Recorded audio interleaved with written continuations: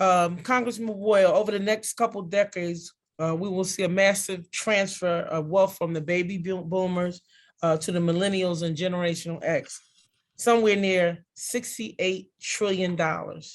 As a generational Xer yourself, what are your thoughts on preparing constituents for the transfer of wealth? It's not an easy challenge.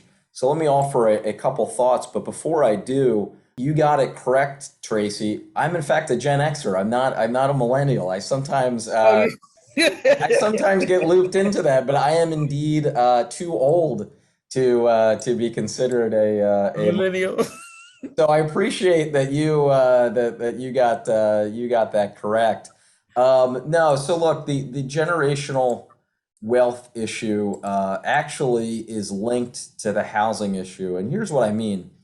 For most families, the way they build wealth in our country is through home ownership, right? So take, for example, my grandparents and parents. Their dream was to be homeowners. For my grandparents, it was buying a house on Nedrow Street in Olney, represented by Dwight Evans, by the way, and voting for him every 2 years.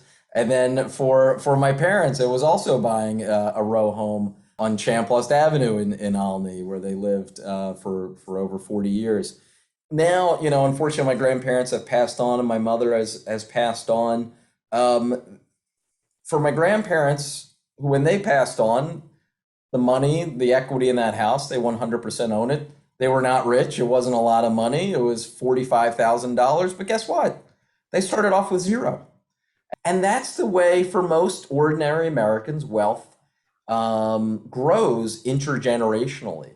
So this is why the housing piece is so important, because if you have generations of people who are locked out of home ownership, either because of outright discrimination or the denial of economic opportunity, or they're given a subprime loan with an interest rate of 12% when they actually had the credit score to qualify for a good interest rate, you can see how that discrimination and poor treatment of one individual has this generational effect, because it grows and it grows over time.